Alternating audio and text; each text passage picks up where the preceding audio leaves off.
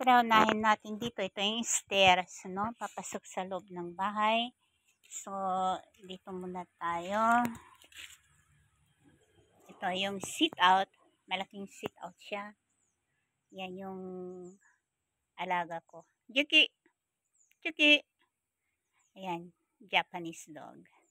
So, ito yung Scaphilera hybrid. Tinatawag nilang 7 fingers or umbrella plant. Ayan siya. Bale, nagpropagate ako nito. Hybrid siya. So, ayun yung dalawa. Tapos, ito yung Joy, ano ba to? Money plant, pero ang pangalan niya yata ay Joy. Okay, so nagpropagate dito ako. Tingnan natin. So, kasi pwede siyang hanging plant. So, titingnan natin. Ito yung aglaonema. Nagpropagate din ako niyan. Nilagay ko doon. So, hihintayin ko na magkaroon siya ng ugat. Tapos, ito. Hindi ko alam kung anong pangalan nito. Parang kutsarita pero hybrid. At ayan, may kulay-kulay na puti and green. Alam nyo ba, pagkatapos kong kumain ng dates, ayan, nilagay ko lang dito yung date seed. Eto na siya. So, hintayin ko siyang lumaki. Tapos, lipat ko siya sa lupa. Ngayon, dito naman tayo.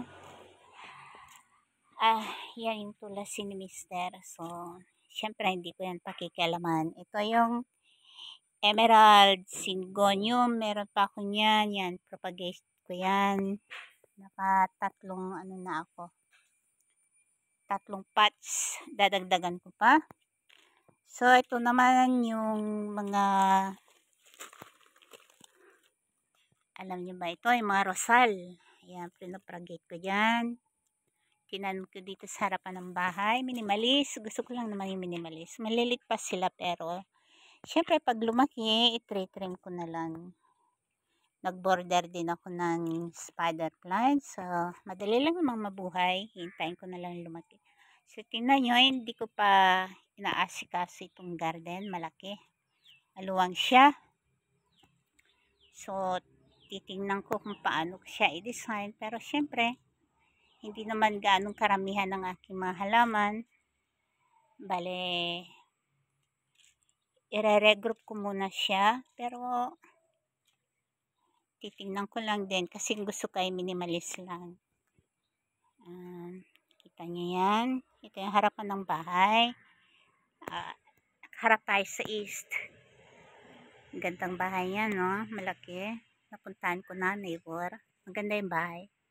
Granite ang flooring niya. Black and something mixed with slice of gray. Ito siya, caladium. Ewan ko kung anong pangalan nito. Pero, wild caladium.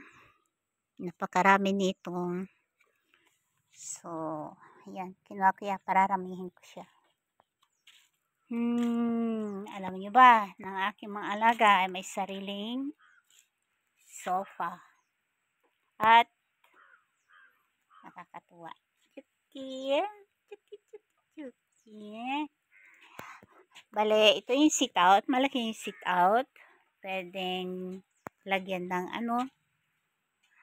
sofa set for visitors. Tsaka isa pa, ito yung flooring yan. Glossy marble type, pero tiles siya.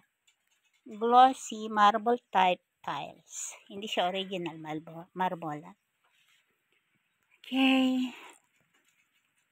So, dito tayo.